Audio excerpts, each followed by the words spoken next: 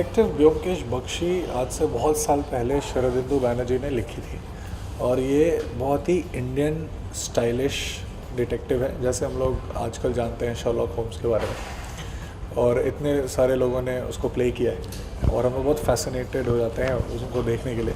लेकिन हमें ये जानना ज़रूरी है कि हमारे पास भी ब्योमकेश बख्शी है जो कि उतना ही स्टाइलिश है और बिल्कुल इंडियन है और बिल्कुल ही बंगाली है। और क्योंकि ये ब्योमकेश बख्शी जो फिल्म है ये उनका पहला केस है, इसलिए ये फिल्म बहुत ही ज़्यादा इंटरेस्टिंग और अलग है जितने कि बाकी ब्योमकेश बख्शी को हमने देखा नहीं। देखिए, भाषा जो है, एक चीज़ दिवाकर ने मुझे बोली थी, वो ये बोली थी कि जो फिल्म में हिंदी होगा वो उसका मतलब बंगाली होगा। तो इस फिल्टर के थ्रू जो है ऑडियंस देख रही है फिल्म, तो हम लोग इसमें इश्क या ऐसी चीज़ें नहीं डालेंगे, ये हिंदी होगी बिल्कुल और हिंदी का मतलब बंगाली होगा। इसके अलावा जितना भी मैनरिज्म है और जितनी भी चीज़ें हैं वो बिल्कुल बंगाली हैं और बिल्कुल ही पीरियड करेक्ट है, 1940 की चीज़ें। Apart from that language is one thing जो कि बिल्कुल ही हिंदी। ब्योमकेश बख्शी के बारे में मुझे पता था क्योंकि जब मैं बच्चा था तो मैं टीवी पे देखता था, तो मुझे कुछ चीज़ें याद है।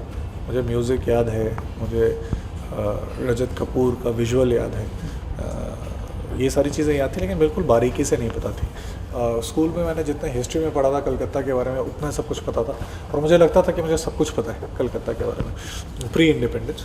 लेकिन जब ये फिल्म कर रहा था तो बहुत सारी ऐसी चीज़ों के बारे में पता चला जो कि पहले मुझे पता नहीं था। तो जब आप ये फिल्म देखेंगे आप देखेंगे कि बहुत सारे ऐसे मेंशन हैं जिसकी वजह से ऐसा सर्कमस्टेंसेस क्रिएट होता है कि एक ऑर्डिनरी इंसान अपने आप को उसमें उलझा लेता है और फिर वो उसके पास ये रूम होता है कि वो ब्योमकेश बख्शी बन सके।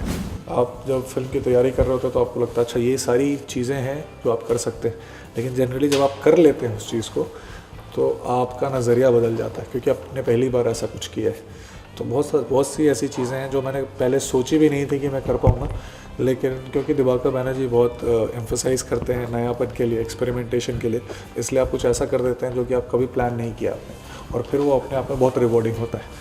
तो ऑब्वियसली जो मैंने सोचा था और जो हुआ उसमें बहुत फ़र्क है, लेकिन एक चीज़ बरकरार है। शुरू में भी बहुत ही अच्छे से शिद्दत से काम करना था और ऑनेस्टली हमने काम भी किया है, तो वो चीज़ बिल्कुल कंसिस्टेंट है। जी हाँ, मैं जब तैयारी कर रहा था और मैं बंगालीज़ जो हैं बंगाल के बिल्कुल वहाँ रहने वाले, उनसे जब इंटरेक्ट कर रहा था तो मुझे पता चला कि ये लोग बहुत ही ब्योमकेश और फेलुदा सबको अपने क्लोज़ रखते हैं और ओपिनियन रखते हैं उसके बारे में।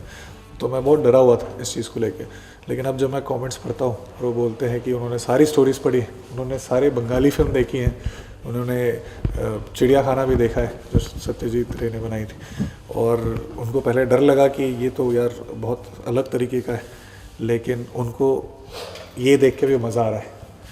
तो जब ऐसा होता है तो आपको लगता है कि आपने जितनी मेहनत की है वो सही डायरेक्शन में की है। मैं यही बोलना चाहूँगा कि ये आज तक मेरा बेस्ट काम है। दिवाकर बैनर्जी पिछले 15-20 साल से ये फिल्म अपने सीने से क्लोज़ रखे, उनको ही बनाना था। बहुत ही इंटरेस्टिंग फिल्म है और अगर आप देखेंगे तो आपको बिल्कुल अच्छी लगेगी। इसलिए मैं बस आप सबसे ये कहना चाहूँगा कि 3 अप्रैल को रिलीज़ हो रही है, तो प्लीज़ मिस मत करिए और देखिए और एंटरटेनमेंट के लिए देखिए।